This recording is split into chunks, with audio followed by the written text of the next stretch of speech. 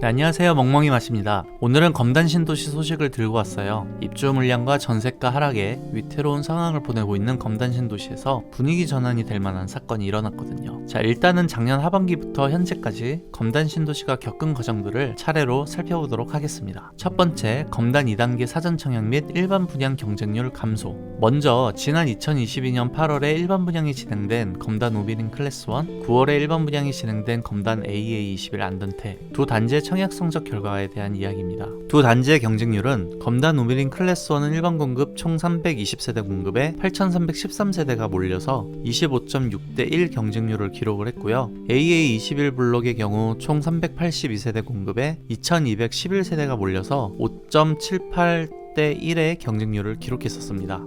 불과 1개월의 차이로 같은 검단 2단계 위치에서 진행된 두 일반 분양의 경쟁률 차이가 5배 가까이 발생되는 것을 보면서 시장의 분위기가 빠르게 식어가는 것을 느낄 수가 있었죠.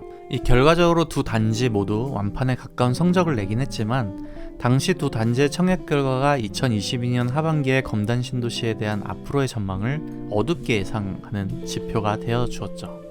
자, 그러다가 분양가에 근접하는 검단 1단계 일부 단지들이 나타나기 시작했습니다.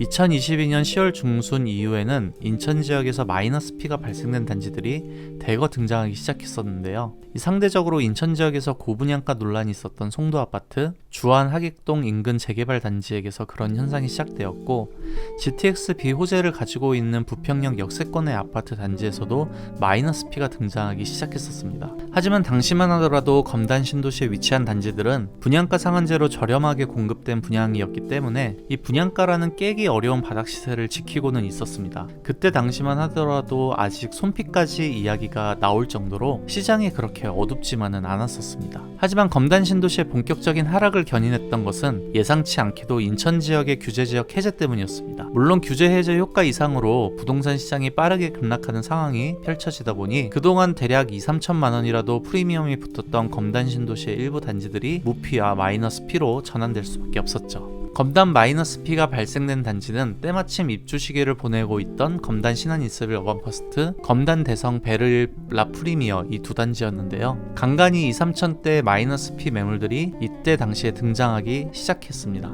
검단 신한 인스빌 어반퍼스트는 34평 기존 분양가가 중층 이상 기준 4억 1천만 원 정도였으니까 이 마이너스 P를 적용하면 대략 3억 후반대에 신도시 9평 아파트를 매수할 수 있는 기회가 발생되었죠. 하지만 해당 시기에 더 뼈아팠던 것은 이 마이너스 P가 아니라 전세가가 엄청나게 급락했다는 겁니다. 결과적으로 이 전세가가 원인이 되어서 마이너스 P 매물이 많이 등장할 수밖에 없었던 거고요. 또한 검단 34평 1억대 전세 가능이라는 프레임이 온갖 언론과 커뮤니티에서 조롱처럼 쏟아지기 시작했었던 그런 상태였습니다.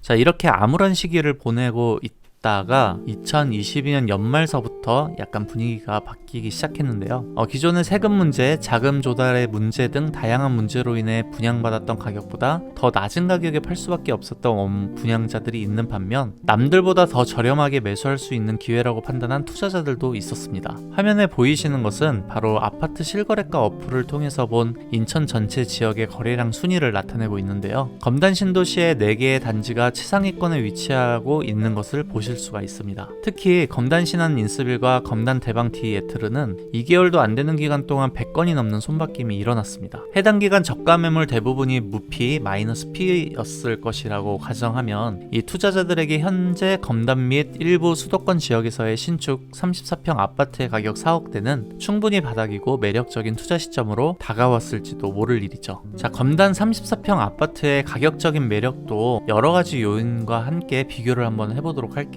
아무리 서부권 지역의 부동산이 저평가되어 있다고 해도 이 입지의 평가가 다른 지역과 상이하다고 하더라도 이 절대적인 가격 차원에서 검단 신도시 단지들은 충분한 투자 매력이 있다고 생각을 합니다.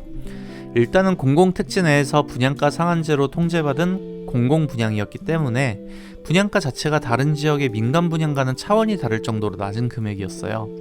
최근에 분양을 진행한 철산 자이더 헤리티지, 평촌 센텀퍼스트, 장이 자이 레디언트 등의 34평 기준 10억대의 민간 분양가와 검단 신도시의 4억대 공공 분양가를 단순히 놓고 봐도 이게 과연 합리적인 가격 차이인가를 되묻게 해주는 것이 됩니다. 시장이 혼조세에 있기 때문에 각 부동산 상품의 가치 측정이 어려운 상황에서 우리는 여러 가지를 생각해 봐야 한다고 생각해요. 그리고 현재 재건축 재개발 사업장에서 건설사가 시행 주체에 제시하는 최소 건설비가 평당 650만원 정도로 평가받는 상황에서 34평의 경우 약 2억 2천 정도가 되거든요. 그럼 검단 신도시 4억대 단지들은 이 건설비분 2억 2천을 빼면 얼마나 현재 토지 가치부터 낮게 평가되고 있는지 확인할 수 있는 대목이죠. 그래서 저는 검단뿐만 아니라 수도권 전체를 통틀어 4억대 분양가 및 시세는 더 이상 낮아질 수 없는 물리적 한계선이라고 생각을 하고 있습니다. 하지만 제 생각과는 다르게 마이너스 P가 발생되고 있는 것 보면 부동산은 결코 단기적인 관점과 평가에서 투자하는 상품은 아니라는 것을 다시 한번 느끼게 돼요. 제 생각에는 정말 장기적으로 이 검단 신도시의 4억대 분양가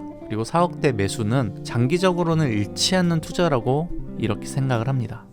자, 과연 검단 신도시가 현재 위기를 딛고 분위기 전환을 해나갈 수 있을까요? 제 생각에는 지금은 괜찮은 투자 시점이라고 생각을 합니다. 그 이유를 기회가 된다면 다른 영상에서 더 자세하게 다뤄볼게요. 하지만 대충 한번 이야기를 해본다면, 자, 일단은 검단 신도시 1단계 자체는 거의 완성 단계에 있다는 점입니다. 거의 대부분의 단지가 다 올라가 있는 상황이고 중심 상권의 분위기도 나쁘지가 않습니다. 여러 단지들이 입주 시기를 보냈던 2021년 후반, 2022년 초반의 경우 이 교통이 불편하고 주거 환경이 불편해서 단순 가격 이상의 주거 환경을 고려한 전월세 수요액이 선택을 받지 못한 부분이 있었지만 2024년부터는 인천 1호선 검단 연장 및 많은 광역버스 노선들도 안정화 확충될 예정이라 이번 전세 이후 다음 전세 사이클에서는 좀 더 좋은 상황이 펼쳐지지 않을까 이렇게 생각을 해보고 있어요. 또한 현재 특례 보금자리 등 검단과 같은 저렴한 지역에서 누릴 수 있는 정책적 특혜들이 많은 상황이고 또 앞으로도 많아질 것이라고 생각을 하고 있습니다. 자, 이번 영상 내용은 여기까지 하고 마치도록 할게요. 앞으로 더 많은 내용 준비해서 찾아뵙도록 하겠습니다. 좋아요와 구독 많이 해주세요. 첫 화면에서도 화면으로 요청드려 보았습니다. 그럼 새해 연휴에 복 많이 받으시고요. 다음에 뵐게요. 감사합니다.